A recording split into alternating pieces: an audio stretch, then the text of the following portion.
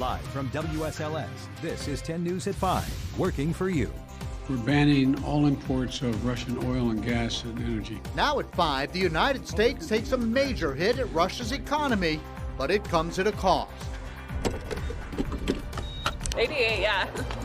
That's a lot more than I thought it'd be. From the pump to the grocery store, the stuff getting expensive.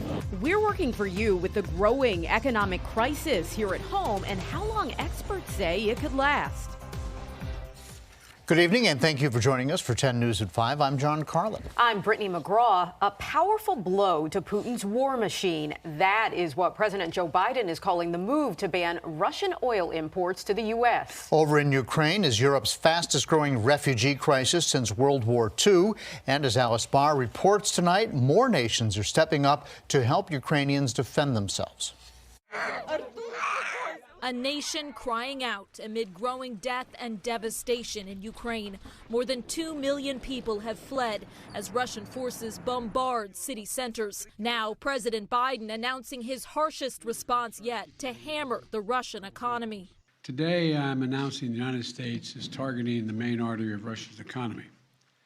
We're banning all imports of Russian oil and gas and energy. We will not be part of subsidizing Putin's war. The move comes after strong bipartisan pressure from Congress. And despite the fact European allies are not acting as quickly, they rely more heavily on Russian oil and gas. The president acknowledging the U.S. ban will push soaring gas prices even higher, while squarely blaming Russian President Vladimir Putin. I'm going to do everything I can to minimize Putin's price hike here at home. It comes as U.S. intelligence officials testified on Capitol Hill about Putin's state of mind. I think Putin is angry and frustrated right now.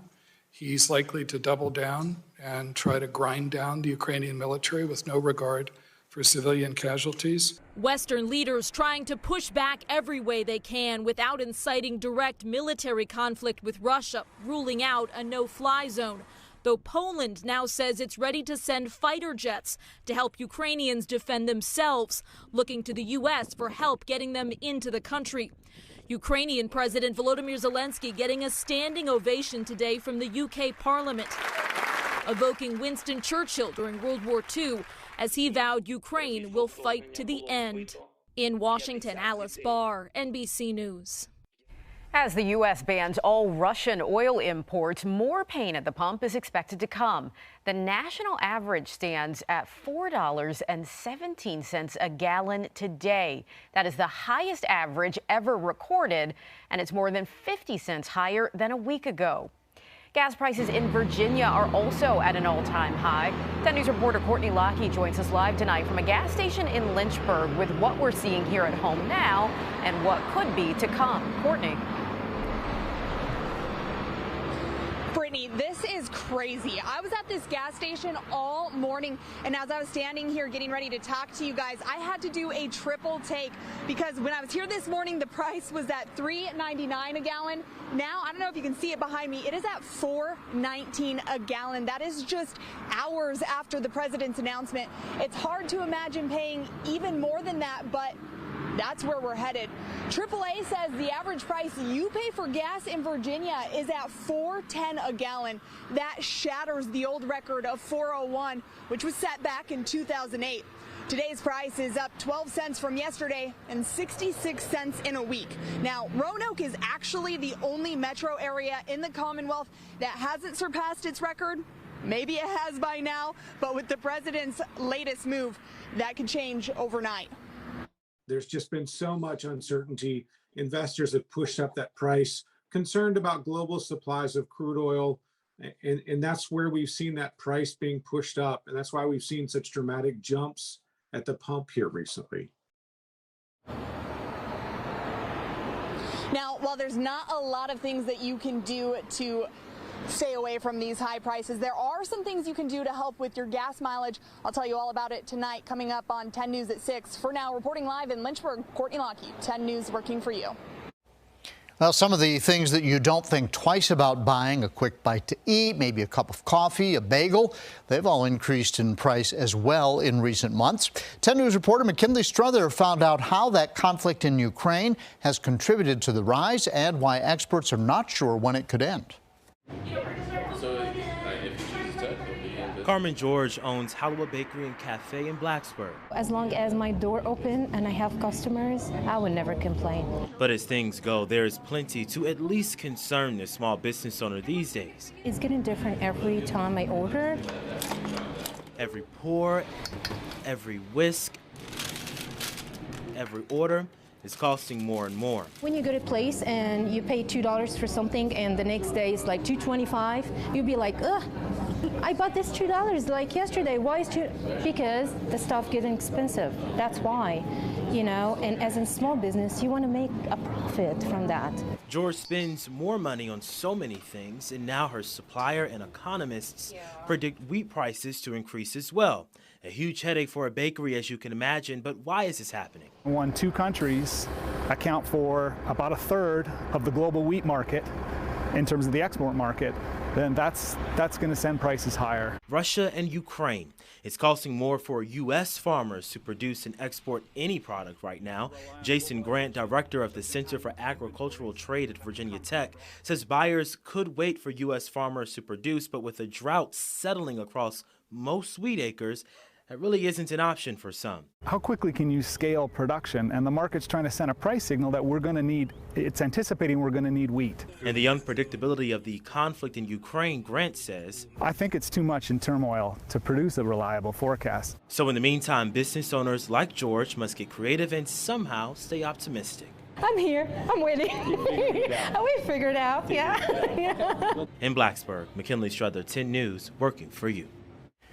As this crisis continues to escalate, we are working for you to stay on top of the very latest developments. You can download the 10 News app by scanning the QR code on your screen, or you can visit WSLS.com in order to stay up to date. Turning now to your forecast, it has been cool and quiet all day. I'll take the quiet, without the wind and all of that. Right. I mean, It wasn't that bad. I was out doing some yard work this morning. It warmed up as the day went on. This morning was a bit chilly. Yeah, no, it was this morning. But anyway, Jeff Handwish is here. So what do you think, Jeff? Yeah, I think we're going to have a little bit of a temperature roller coaster here for the next 7 days. Some days up, some days down. What I want to do is show you the satellite and radar composite. And again, we're seeing a little more cloud cover right now than what we had just 120 minutes ago. This in advance of the rain that's to the south. All this rain south is moving to the north, and the rain is going to fill in for us here later this evening and be with us tonight into at least the first part of the day on Wednesday. So your hourly planner showing that we're still dry at 7. Between about 8 and 10 is when we're going to start to see the advent of a few showers pushing into areas, say, along the North Carolina-Virginia border, and then the rain overspreads the region late this evening. So overall, it just looks like it's going to be pretty wet for us here as we head over about the next 12 to maybe 24 hours or so. The question is, are we going to see any snow out of this? The answer to that is, for the vast majority of us, no. Towards the higher elevations of the highlands, you could have a couple of snowflakes mixing in. Otherwise, it is just mainly rain for us here tonight into Wednesday morning. Brittany?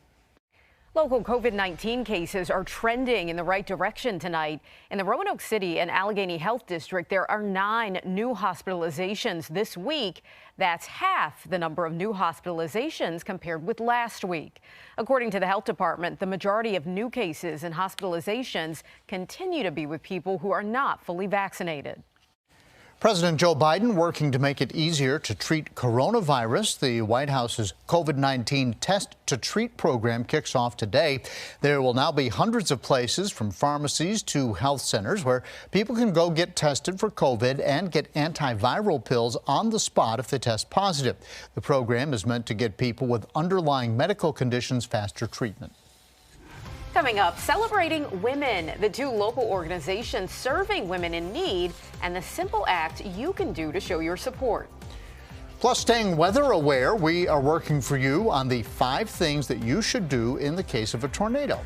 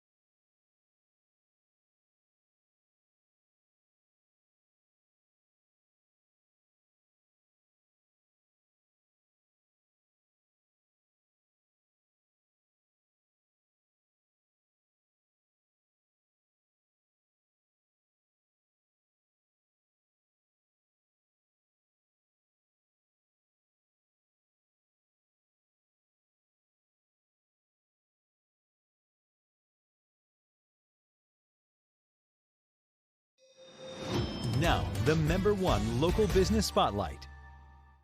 Today is International Women's Day, so we salute all our strong ladies around the world. This year, female entrepreneurs make up more than half of the participants in the state's largest business program and competition, the Gauntlet. The Gauntlet is a 10-week program for entrepreneurs across Southwest Virginia who are looking to start or expand their business. The course teaches them how to write a business plan and connects them with mentors and resources to succeed. I think business development gives women a sense of freedom and an opportunity to be moms and to do the other things that they enjoy doing, but also to make their mark in the world. And so, we're just thrilled to be able to bring together resources and knowledge and share that with them. $300,000 worth of cash and in-kind prizes are up for grabs at the end of the competition. And it's Ladies' Night at Domino's in Christiansburg. They're celebrating International Women's Day in big ways. 1, everyone working today is a woman. 2, every penny from every order tossed up today will benefit the Women's Resource Center of the New River Valley and Lishy's Gifts in Roanoke. And these 2 organizations serve women in need. The co-owner of the franchise also authored a book released today on navigating things like domestic abuse and cancer. There are multiple ways to prevent these things from happening, they say, and one of them is simply having a conversation. The other thing is that organizations like the Women's Resource Center need to continue being funded and supported. There are ways to overcome the past. There are ways for us to find that hope and happiness that we're all deserving of after abuse. The money raised today will allow these organizations to help victims immediately, no matter the reason. For more information on these resources and the book, go to WSLS.com. Still ahead, a silent battle for many families. I mean, they can't tell you where they're hurting. Tonight, we're working for you to shed light on a local resource helping people live a better life. And you are looking at a live picture from our Liberty University Skycam overlooking the hill, city of Lynchburg. More clouds outside right now. We're going to continue to have those clouds thickening in advance of rain. We'll let you know how long you'll need to keep the umbrella handy coming up.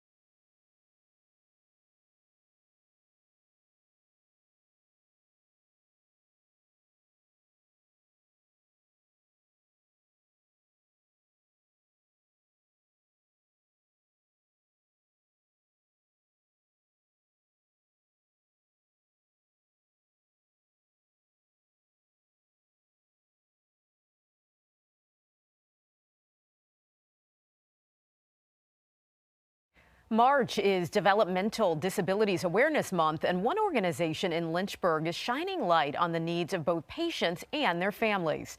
10 News reporter Tim Harfman is working for you to learn how providing 24/7 care is leading to longer lives. She sleeps a lot and she eats a lot here. Gary Marple says his 53-year-old daughter Lisa was born with a nervous system disorder. Now she's needing care because I'm going to be 85 this year and my wife will be 80. Last year, he moved Lisa into this home owned by Horizon Behavioral Health. He visits frequently. The organization operates 8 facilities across Lynchburg and Madison Heights, providing 24/7 care to nearly 40 adults with developmental disabilities. The around-the-clock treatment includes on-site physicians, dietitians, even fingernail painting.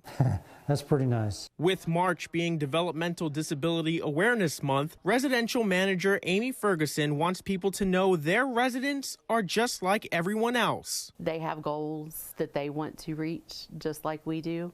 They enjoy life just like we do. Marple also wants to raise awareness about the struggles his family and others have faced over the years. It's very difficult to find the level of care that you would find at a physician's office because there's no feedback.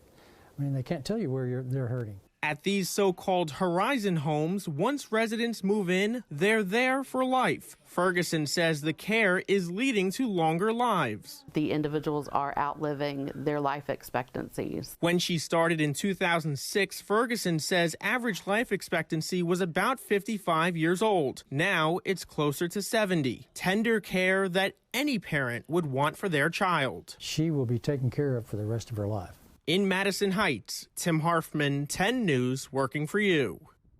Your local weather authority, always watching and tracking for you from the JES Weather Center. We had to deal with some rainy weather last night, but that has been followed by sunny skies that you see here. Yeah, it's like the wind just kind of whooshed all the bad stuff out of the way. We had a nice clear day when we woke up this morning, and this is a live look right now from our Poor Mountain Sky Cam. And Chief Meteorologist Jeff Hanowich is here. He's the one on the bottom of the screen.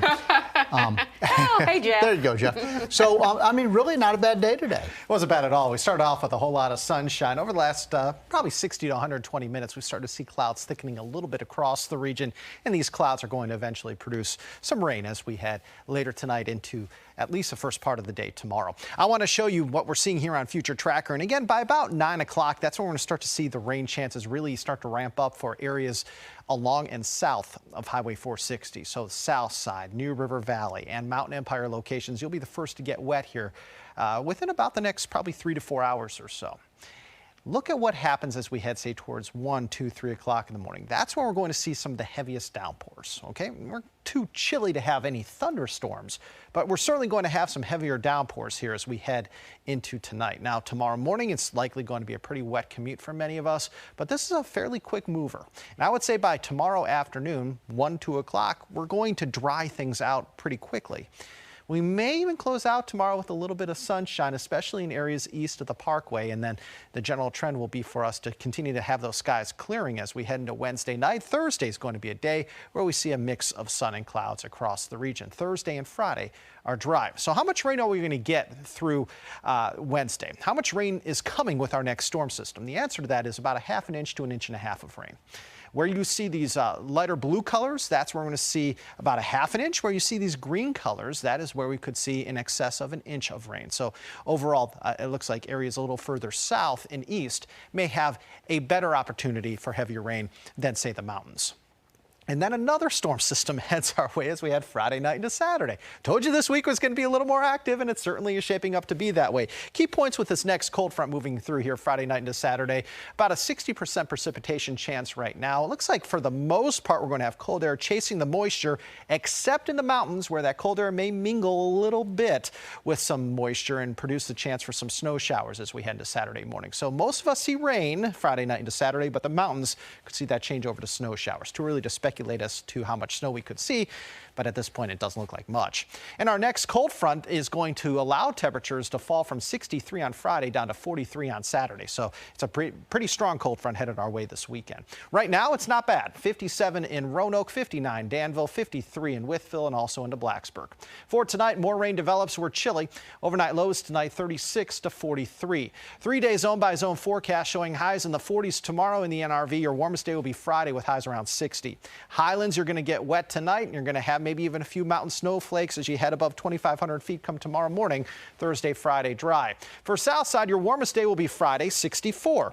Lynchburg, you are looking at temperatures here near 50 Wednesday, 53 on Thursday, 63 Friday. We fall into the 40s Saturday and Sunday, rebounding into the 60s next week. And across the Roanoke Valley, rain tonight and early tomorrow, dry Thursday, Friday, with that chance for a few rain and or snow showers as we head Friday night into Saturday morning. Looks like by Sunday, we're all going to see more in the way of sunshine.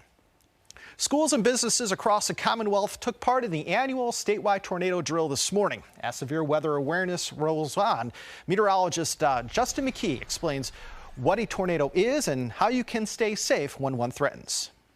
Today's topic for Virginia Severe Weather Awareness Week is tornadoes. So I want to explain the difference between a funnel cloud and a tornado. You might see rotation up in the clouds when a severe thunderstorm threatens. That is a funnel cloud because the rotating column of air is not actually touching the ground.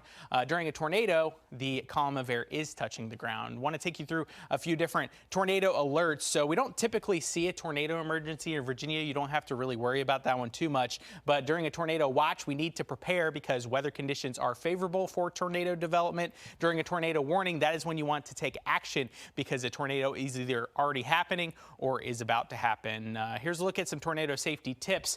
Good idea to get away from windows and get to either an interior room or a basement of your house. Sturdy protection is a good idea, something like a table, and then also having pillows or blankets over your head will cover yourself from any debris from that tornado. And finally, if a tornado threatens your area, good idea to avoid traveling if you can.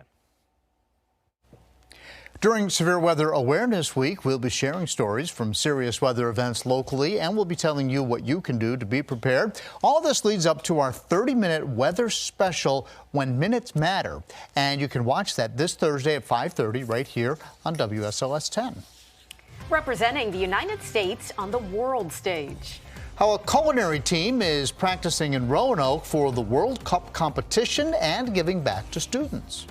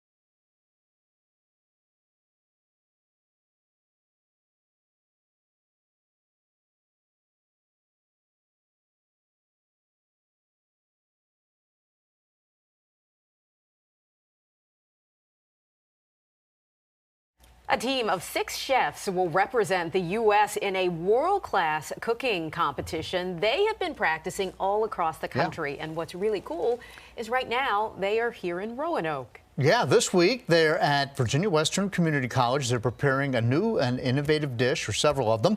And part of being on the team is giving back to the schools that host them. So when the chefs are not practicing, they're working with our local students at each school and teaching them new techniques. An added bonus, any of the food they make goes back to the students and the school. So it's a win-win for everybody. That's pretty good. But how cool to have world-class chefs coming to Roanoke, and, you know, because we're a small city, and the fact that they're here and working on that, and hopefully some of that will trickle down and we'll walk into a restaurant one day and boom, there'll be something even more amazing. All right, that looks like fun. Still ahead, a thrilling experience to connect the community. How dirt bikes are giving people the chance to expand their faith. That's coming up next at 5:30.